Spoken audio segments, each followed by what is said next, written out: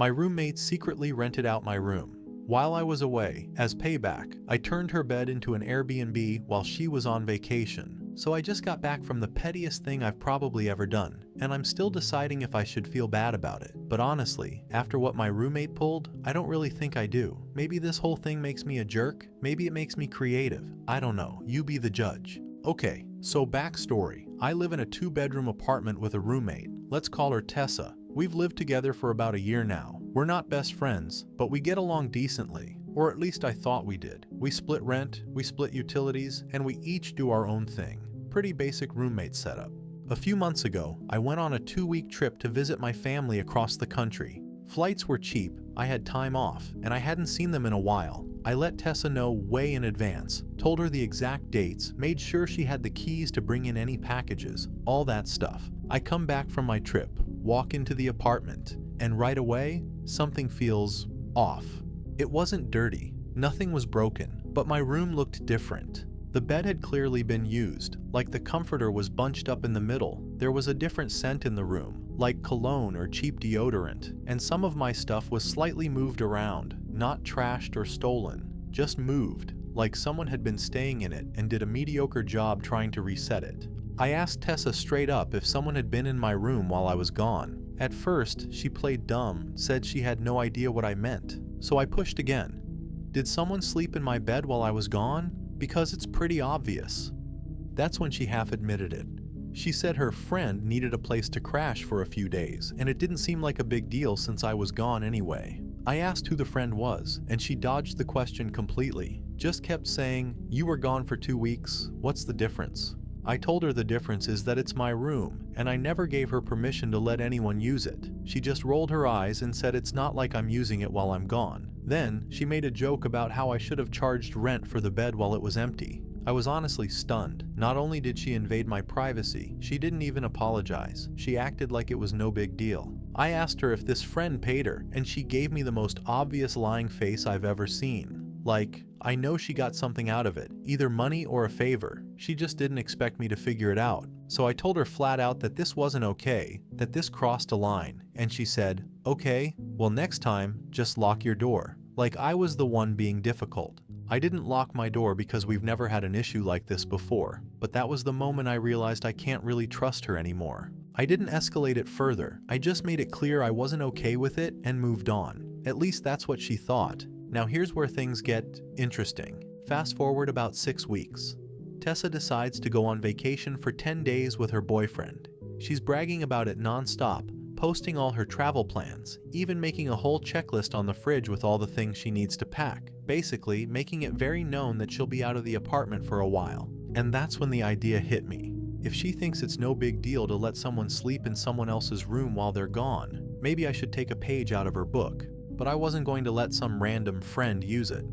I listed it on Airbnb. Yup, I made an actual listing for her bedroom. I made sure it didn't include photos of anything super personal, just general shots of the bed, dresser, and window. I described it as a cozy private room in a shared apartment close to downtown. Super vague, super basic. I set the price low enough to be appealing, but high enough to make a point. I only listed it for the exact dates she'd be gone. I even cleaned the room a little, fluffed the pillows, made it look nice. I didn't go through her stuff or mess with anything personal, just made the bed and opened the blinds for better lighting. Within a few days, I got a booking.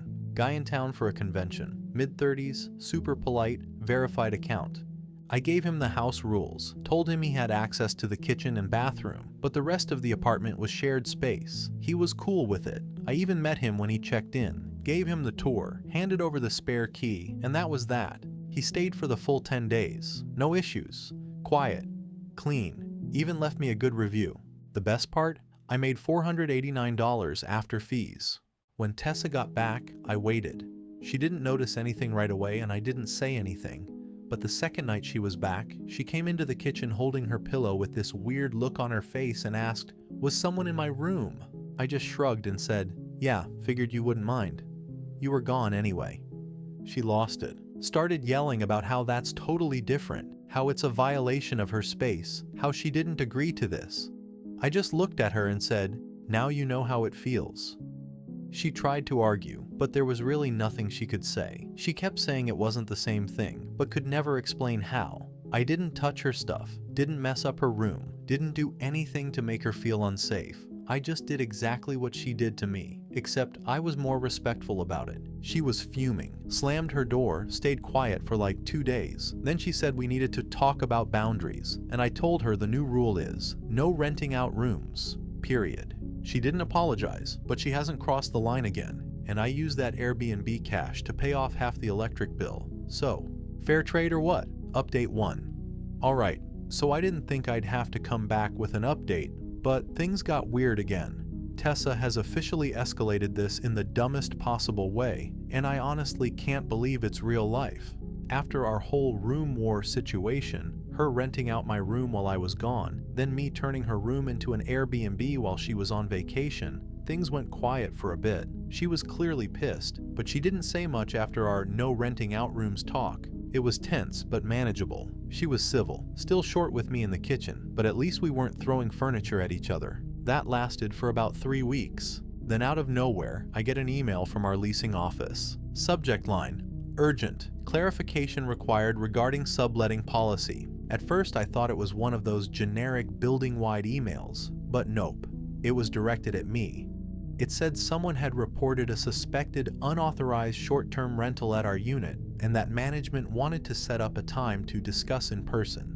Right then I knew it was Tessa. I checked with the front desk and, sure enough, she'd submitted an anonymous complaint form, only she didn't even bother hiding it properly. She put her phone number in the form for follow-up, so they knew exactly who it came from. Here's the kicker. Her report only mentioned the Airbnb listing I did, not the fact that she had rented my room out first, so she just left that part out, like none of this started with her. I immediately emailed back, told the leasing manager I was happy to talk, and gave a very thorough summary of what had happened. I attached screenshots of messages, the original Airbnb listing I'd made, now deleted, and a short written timeline including when Tessa let her friend crash in my bed without permission. I didn't get emotional, I just laid out facts. We had a short meeting with management 2 days later. Tessa showed up thinking she was going to win some kind of moral argument. Big mistake. The property manager, who was very no-nonsense by the way, just sat there reading over the email I'd sent, barely looked up at either of us. She asked Tessa if the part about her letting someone use my room was true, and Tessa said, "Yeah, but that's not what this meeting is about." Wrong again. The manager said, "Actually, if you want to bring complaints, we have to look at all lease violations." Then she gave Tessa this look like, "You brought this on yourself." Long story short, we both got a formal written warning. No fines, just a warning. But the building made it very clear that if either of us rented anything out again without approval, they'd consider it grounds for termination of lease. I was fine with that. Honestly, that's all I wanted from the beginning, to make it clear this wasn't okay. But Tessa? She acted like she'd just been betrayed on national television. After the meeting, she stormed into the apartment, slammed a cabinet door so hard it cracked the laminate, and told me I set her up. All I said was, "You reported me first." She didn't even respond, just grabbed her keys and left. The best part? I later found out she'd told her friends I Airbnb'd her room as revenge for her playing music too loud. That's the version she was shopping around. Not that she secretly rented out my bed to some guy I never met and acted like I was overreacting. Nope. In her version, I'm just the psycho roommate who went rogue over minor noise complaints. It's like she knew her version of the story wouldn't hold up if she told the truth, so she rewrote the whole thing to make herself the victim. Anyway, things are now officially icy, like full-on roommate Cold War. We split groceries before, but not anymore. I keep everything I buy in my room. She bought a mini fridge for her side of the kitchen, like we're in a dorm again. There's no talking unless it's something logistical like maintenance is coming tomorrow. Oh, and she blocked me on Venmo. I had to literally ask her to pay her half of the internet bill via cash last week. Cash. In 2025. I don't even care about being friends at this point. I just want to make it through the lease without either of us setting the apartment on fire. To everyone who said I was NTA in the first post, thanks. Honestly, I thought maybe I was being over the top at first, but after the report, the lies, the edited version of events, yeah, I feel zero guilt. I matched her energy, and she didn't like it. Update 2. Okay, so I thought the situation had peaked. She reported me. We both got written warnings. We stopped speaking. I figured we'd just awkwardly coexist until the lease ended and never talk again. That would have been fine with me. But no, Tessa decided to escalate. So it's been about 6 weeks since the property manager slapped us both with warnings. Things have been quiet on the surface. We've basically been living like strangers. Separate groceries, no conversation, two totally different people in one space. She even started using her own Wi-Fi hotspot because she didn't want to split the internet bill anymore. I was fine with that too. Less interaction? Great. Then, last week, I got an email from the leasing office again. This time it wasn't about complaints or policy violations. It was to inform me that Tessa had initiated early termination proceedings and would be moving out at the end of the month, and that I'd be responsible for the remaining lease unless I could find a replacement roommate. What? Now, to be clear, our lease is a joint one, not two separate ones, meaning we're both responsible for the full rent, not just our halves. And our building has a policy. If one person moves out early, either they find someone to sublet with management approval, or the other roommate has to cover the full rent. Tessa didn't talk to me, didn't give me a heads up, just went behind my back and tried to pull a full exit. I emailed the leasing office and asked for clarification. They said she cited unlivable roommate conflict and provided supporting documentation, which turned out to be screenshots of my original Reddit post. Yes, seriously. She took screenshots of my post, highlighted the Airbnb part, and claimed I admitted to violating her safety and privacy. Left out the part where she rented out my room first, of course. I asked if I could submit context. They said yes, so I sent everything. Again. Timeline, text receipts, messages showing she gave someone access to my room while I was out of town. I also included a screenshot from her Instagram story from back when her friend was staying over, where she literally captioned a photo from our living room, Airbnb vibes LOL. She deleted that story later, but I had the screenshot saved from when I first got suspicious. And you know what? It worked. Leasing reviewed everything and ruled that I wasn't at fault for the conflict. They said if she wanted to move out early, that was her choice, but she'd still be on the hook for rent unless she found a replacement or we both agreed to end the lease. I didn't agree. So now she's stuck. Can't afford rent on two places. Can't legally force me to cover her share. Can't get out of the lease without my signature. And she is livid. The day she found out the office ruled in my favor, she came stomping into the apartment and slammed her door so hard it knocked one of her little decorative mirrors off the wall. I didn't say a word. I was eating a sandwich. Honestly, it made the sandwich better. Now she's been trying to make my life annoying in small ways. She started using the laundry machine at 2 a.m. just to be obnoxious. Switched all the dish soap to water. Unplugged my coffee maker one morning before I woke up. Childish stuff. But here's the thing. I expected it. I've got noise-canceling earbuds and my own stash of dish soap under the sink. And I start work earlier than she does. So every morning, I blow dry my hair for a full 10 minutes in the bathroom, right next to her room. Petty? Sure, but we're past diplomacy at this point.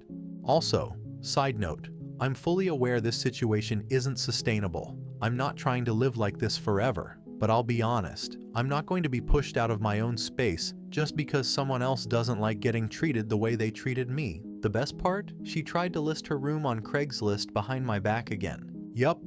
I found the ad while scrolling, just randomly searching our neighborhood to see what listings looked like. There it was, a fully furnished room in a quiet 2-bedroom apartment close to transit. Her photos, her furniture, even the freaking mini fridge she bought during the Cold War phase. I emailed the listing from a burner account just to test it, and guess who replied? Tessa. She said she was the only tenant, and that the roommate recently moved out, so the place was ready immediately. So now she's not just bailing, she's lying to strangers and trying to rent to someone new like I don't exist. I screenshotted the entire email chain and sent it straight to leasing. Haven't heard back yet, but I'm guessing it'll go over about as well as the Airbnb situation. Bottom line, I wasn't the one who started this. I didn't rent out her room first. I didn't report anyone. I didn't try to leave someone else on the hook for the lease. She did all of that, not me. Update 3. Yeah, this is what we've come to now. So, quick recap if you're just jumping in. My roommate Tessa let someone crash in my room while I was away. I got even by Airbnb-ing her room when she went on vacation. That turned into her trying to get me kicked out, which backfired. Then she tried to sneak out of the lease early, and that also blew up in her face. Now she's stuck, still living here, still pretending I don't exist, unless it's to unplug my stuff or slam cabinets like she's auditioning for a kitchen horror movie. But this past week, it hit a whole new level. So our apartment came furnished. Not fully, just basic stuff.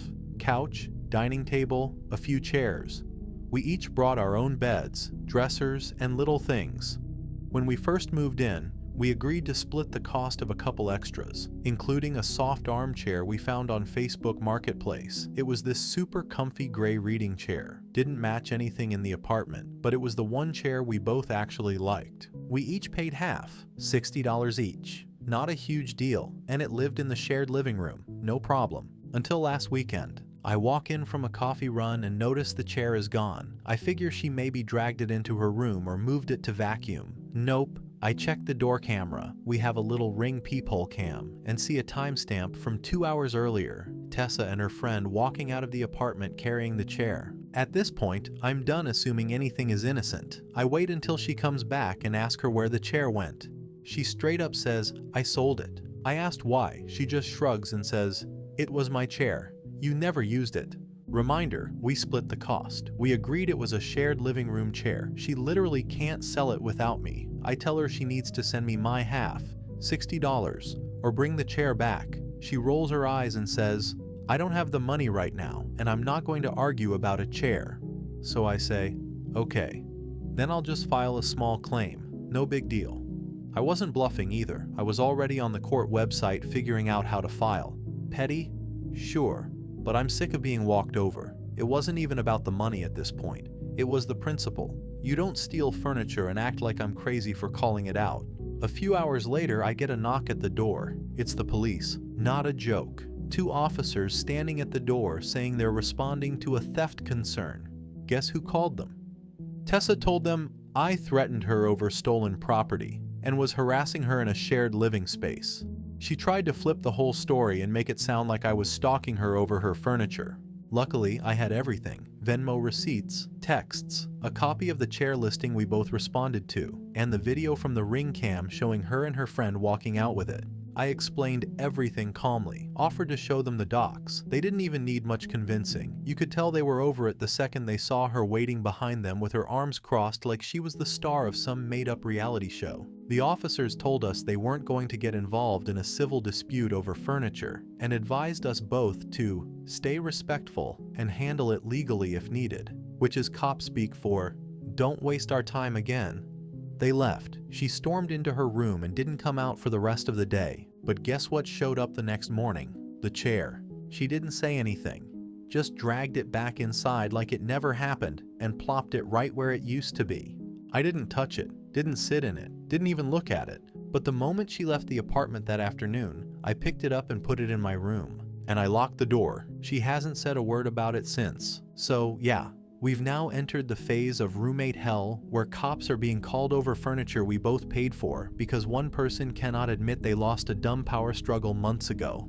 The lease is up in 3 months. I've already started apartment hunting. I'm not staying here a second longer than I need to. I'd rather couch surf for a week than renew in this circus. I've got a couple of solid leads and a friend from work who might need a roommate soon, so fingers crossed. I just have to survive the next 90 days without Tessa throwing my mattress off the balcony or lighting the Wi-Fi router on fire. Oh, and for anyone wondering, yes, I'm keeping every receipt, every message, every piece of proof.